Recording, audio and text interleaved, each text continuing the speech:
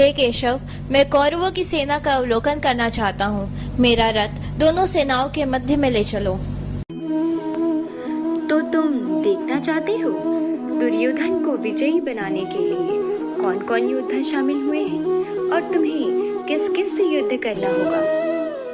हाँ केशव, मैं यही देखना चाहता हूँ। चलो, मेरा रथ दोनों सेनाओं के मध्य में ले चलो।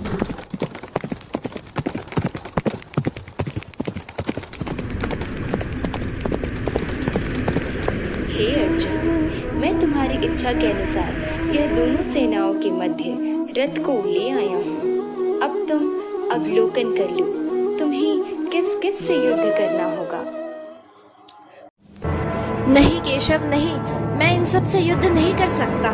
ये सब मेरे अपने हैं।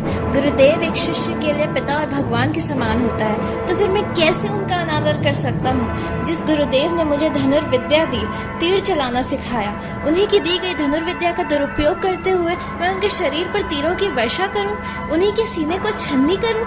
मैं इतना गिरा हुआ मनुष्य नहीं हूँ। और पितामह तो आदरणीय ही नहीं, पूजनीय भी हैं। इतने पूजनीय कि जिनके आगे मैं नजर तक नहीं उठा सकता, उनके विरुद्ध हथियार कैसे उठाऊं? कृष्णा, जब मैं चलना भी नहीं जानता था, तब पितामह ने ही मुझे मेरा हाथ थामकर मेरे जीवन पथ पर एक एक पग चलना सिखाया था। जिस पितामह के सीने से मेरे लिए प्रेम और स्नेह की गंगा और जमुना सदा फूटती रहती है, मैं उस पितामह के सीने में तलवार भोंककर कैसे खून की नदियां बहा सकता हूँ? मैं कोई दैत्य नहीं हूँ जो अपने ही सुख के लिए अपनों का वध कर देते हैं। यह मुझसे कदापि नहीं हो सकता, कदापि नहीं।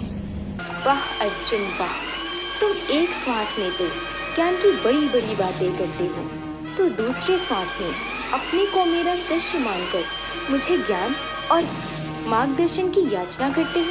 तुम्हारा ज्ञान अधूरा है, और अधूरा ज्ञान तो दोधारी तलवार की भांति होता है, जो अधूरा ज्ञान देने वाली और लेने वाली दोनों व्यक्ति को काटती है। इसलिए तुम्हारे सबसे पहले इस घातक दोधारी तलवार को तोड़ना होगा। हे कृष्ण, मुझे इस समय यह ज्ञान नहीं रहा कि धर्म क्या है और अधर्म क्या है। मैं कर्म के ऐसे दो राहों पर खड़ा हूँ जहाँ से यह नहीं जान पा रहा कि धर्म का मार्ग कौन सा है और अधर्म का कौन सा। मुझे अज्ञान के अंधकार से निकलने का रास्ता दिखाओ केशव, रास्ता दिखाओ। हे पार्थ, मैं तुम्हें इस अज्ञान के अंधकार से निकालना चाहता हूँ। तुम इस समय अंधे की भांति हाथ पैर मारने के बदले अपनी दूर दृष्टि को एक दिशा दो और इस सृष्टि की ओर देखो। इस सृष्टि में जो जन्म लेता है वह निश्चित रूप से मृत्यु अधीन हो जाता है।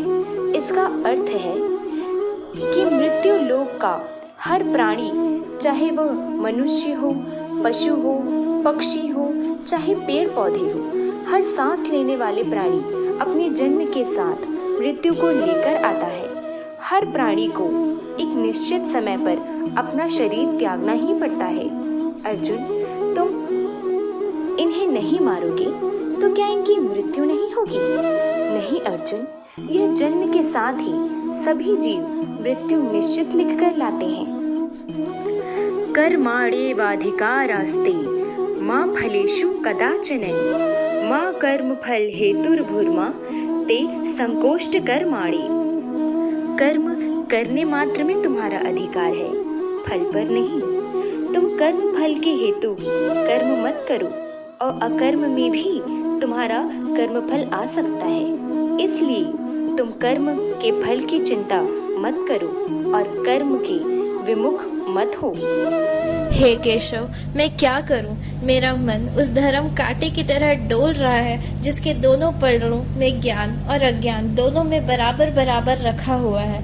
मैं दो राहों पर खड़ा हूँ, इसलिए मैं आपकी शरण में आया हूँ। मुझे गुरु की भांति रास्ता दिखाओ माधव, मुझे रास्ता दिखाओ। नैनम छिन्दन्ति शस्त्राणि नैनम दहिन्त्व पावकाः न चैनम केदन्त्यापो न शोष्यति मारुतः। हे पार्थ, केवल शरीर नाश्वर है और आत्मा अमर है, और यह शरीर के मारे जाने पर भी नहीं मरती। आत्मा को न शस्त्र द्वारा काटा जा सकता है और न ही आग उसे जला सकती है, न ही जल उसे गीला कर सकता है और न ही वायु उसे सुखा सकती है।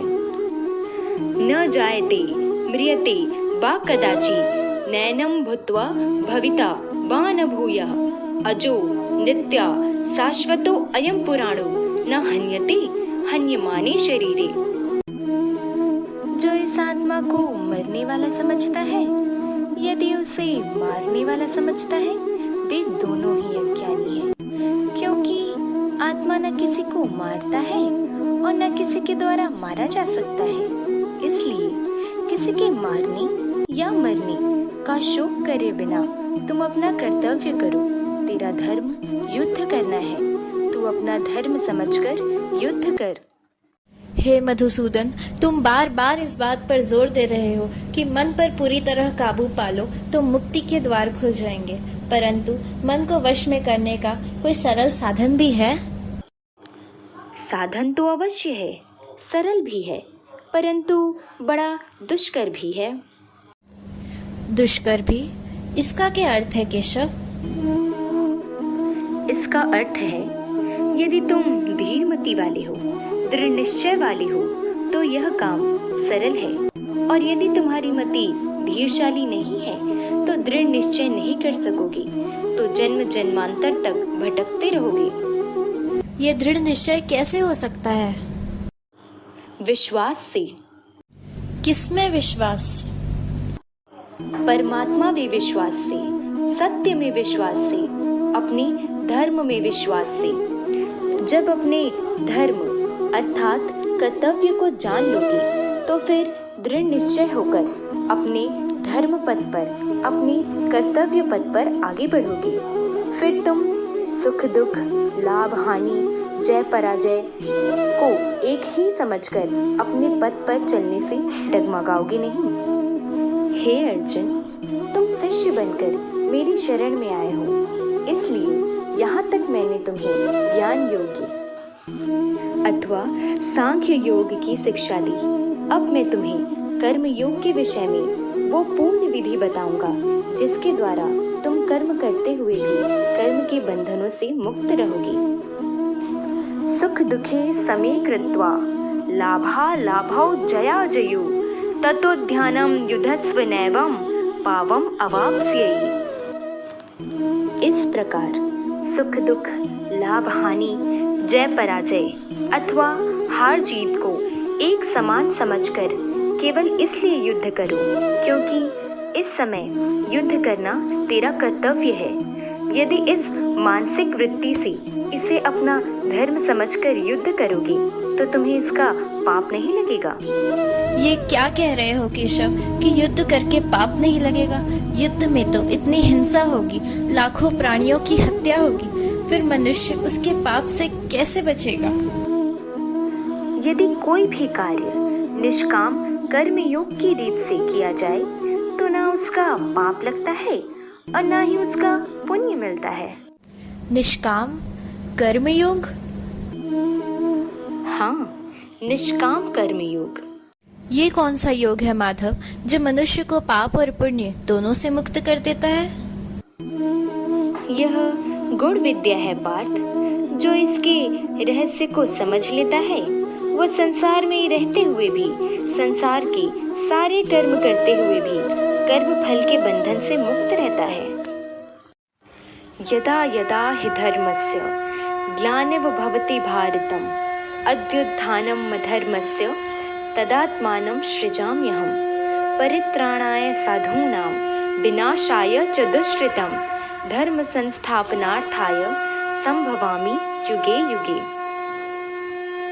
हाँ पार्थ, मैं प्रकट होता हूँ। जब जब धर्म की हानि होती है तब तब मैं आता हूँ। जब जब अधर्म बढ़ता है तब तब मैं आता हूँ।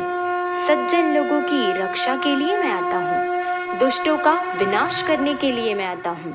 धर्म की संस्थापना के लिए मैं आता हूँ और युग युग में जन्म लेता हूँ।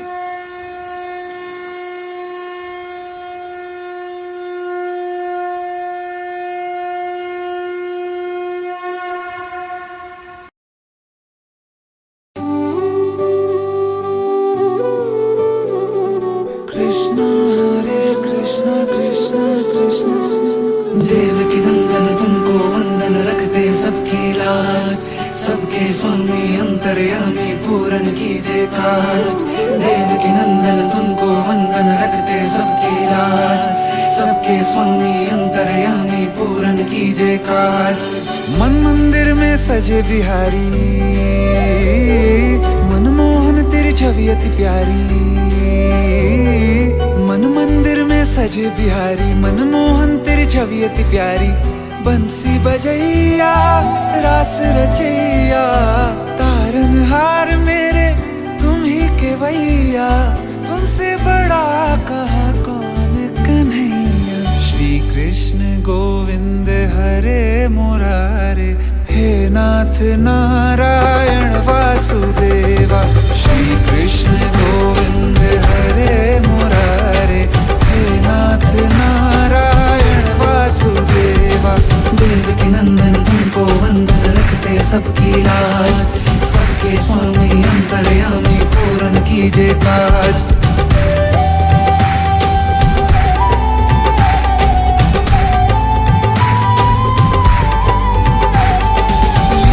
परंपार तेरी तू माखन चोर कहावे। भवसागर से सबकी नैया तू ही पार लगावे। भक्तों का सहारा तू बांसुरी वाला, मथुरा के बसैया ओ नंद के लाला।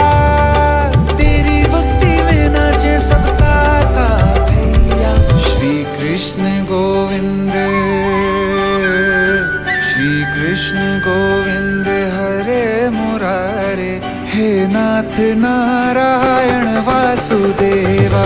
हे नाथ नारायण वासुदेवा। देवकी नंदन तुमको वंदन रखते सबकी लाज। सबके स्वामी अंतर्यामी पूर्ण कीजिए काज।